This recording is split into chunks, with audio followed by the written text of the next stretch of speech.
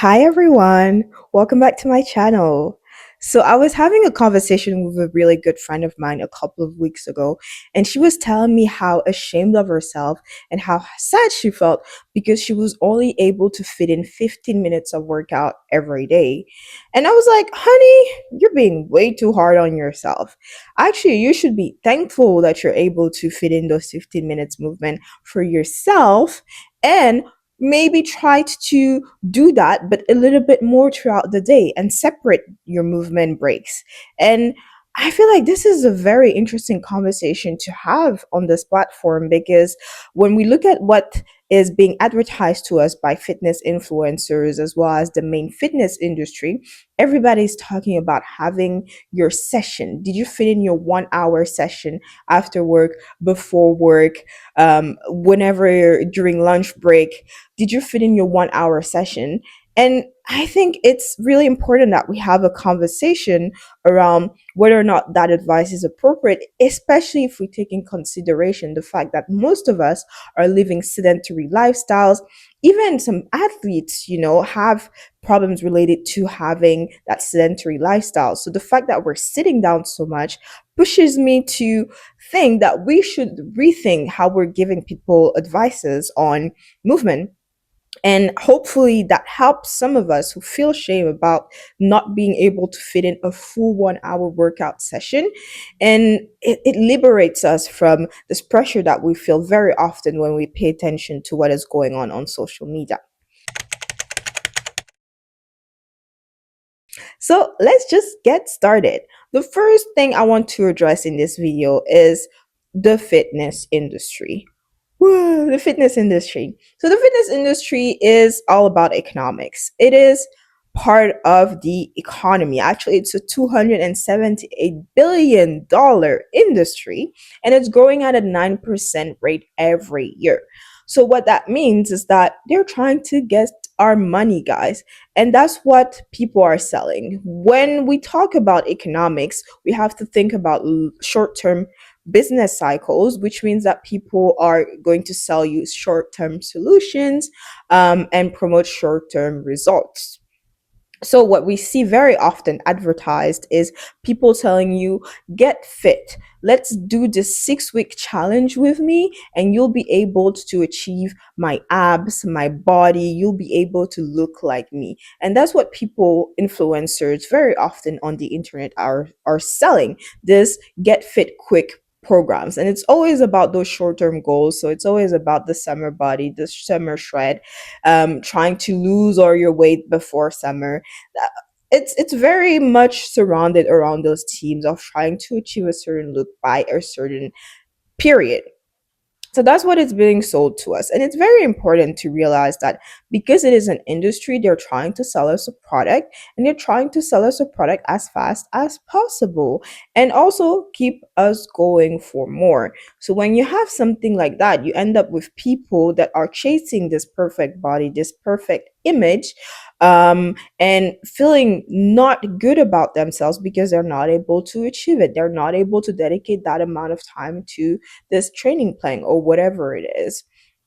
So then another part of this equation is the fact that we now have weight loss drugs, so people do not necessarily feel the need to work out as much to fit in actual movement practices within the day. So you have twofold problem where you have on one side of the equation people that are feeling like they're not doing enough, and then on the other side of the equation people that are like, you know what, I'm taking my drug, and this is fine, I've achieved, I'm going to get my expected result.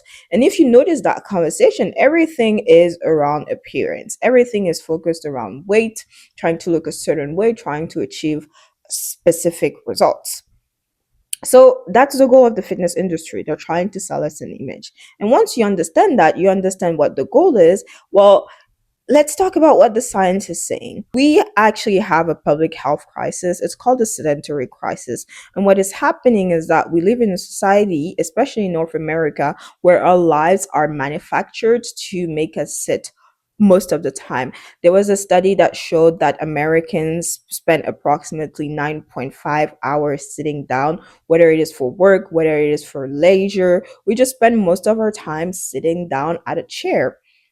And that results in a lot of problems. We have problems related to knee pain, back pain, but also brain related problems. And this is not something that is specific only to physically inactive people, but it's also happening with people that are physically active, people that are athletes, that have implemented that 1 hour gym session, but are still having problems with being sedentary. And that's one part of the fitness industry. That's one issue that the fitness industry does not address when we're focusing on those short-term goals and trying to reach that perfect body. We're not thinking about overall implication on our lives, and we're not thinking about long-term health and longevity. We're only thinking about trying to achieve that very particular look, and that's a big problem. So, the conclusion of this portion, and what I really want you to remember, is that the fitness industry is trying to sell you a product, they're trying to sell you an appearance, and they don't generally think about or care about or actually put emphasis on long term health and longevity.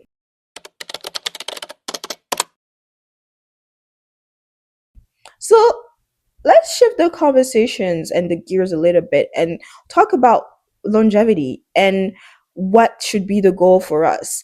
I think the goal should be movement as a practice. When we focus on short-term goals, we're not necessarily touching all the portions that go into making sure that we're living a healthy life. And that's why I need to think and that's why I think we need to reframe our approach to movement. So when I talk about my friends and how she was feeling bad about those 15-minute sessions, what I told her is you shouldn't feel bad about that. That's what you're able to dedicate to yourself. And that is truly amazing. Now, what you should try to do is integrate movement as a practice within your life. So instead of thinking, I have to fit in one session of workout, try to think about how can I work out, or actually, I don't like to use workout. How can I move throughout the day? And if you think about it, when you look at studies that are done on blue zones and zones where people are living the longest periods of time, those people generally do not have access to a gym.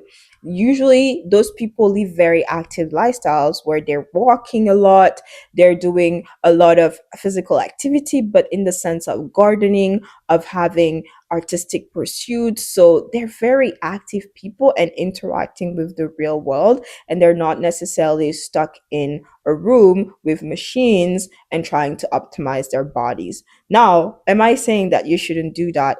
Guys, I go to the gym like any other person. I spend a lot of time indoors working on my body. I use the machines. I'm not saying you shouldn't do that, but I'm saying the real shift, and I think what people should prioritize is movement as a practice, because that is what is going to generate the most results for your long term health and longevity.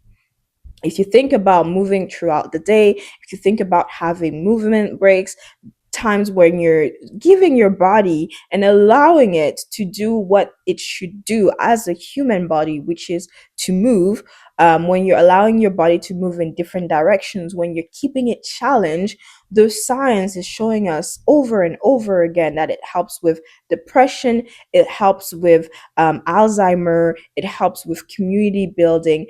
I think we should reframe the conversation and stop seeing movement and working out as something that makes us suffer, something that is painful. But if we're able to apprehend it from a perspective of this is just regular human activity, and actually this will benefit me because it allows me to participate in my community, connect with other people, I feel like that would make the whole thing way more much easier. And once we start shifting away from this is what the fitness industry want me to do, and we start thinking about what should I be doing in order to live longer, in order to live happier and healthier in my own body, once you start taking that in consideration and really owning that and saying, I am going to do what is necessary in order for me to enjoy my life and have a good life and be able to be here with my family for a long time. that's when you start seeing the benefits of adding movement as a practice within your life. And that's how you start to really shift away from that short term approach to things and focus on long term instead of focusing on the short term. And I'm not saying you shouldn't have short term goals, because I do have tons of short term goals. I have so many positions that I want to achieve. I have calisthenics goals that I want to achieve, and I will be sharing them on this channel. But I think the conversation should focus on, what do we want as a society? What do you want for your neighbors? What do you want for your loved ones? And it shouldn't be, the answer shouldn't be, I'm fine with taking drugs and that will take care of my weight, and that's just what we're going to do for the rest of existence. I do not think that's the solution, and actually it's not benefiting anyone, because it just keeps you sick, it keeps you in hospitals, it keeps you in medication, and it shouldn't be the goal if we want to have a high quality of living. So hopefully that was helpful. Hopefully that allowed you to kind of shift the guilt and remove some of the guilt associated with thinking that you need to fit in full movement, full workout sessions, because actually the science shows us that we're made to move throughout the day. And hopefully that's a shift that you're able to take in within your life. If you do have questions and you're wondering, what are some things that I can do every day to get more movement in, check out this video. I already posted a couple of videos on my channel. If you're wondering how many movement breaks you should be taking, I actually worked on a free calculator that you can use right now. I'll link it in the comment section or in the description of the video, and you can check it out, and it'll give you your prescription for movement breaks. That's it for me. I'll see you on the next one. Bye.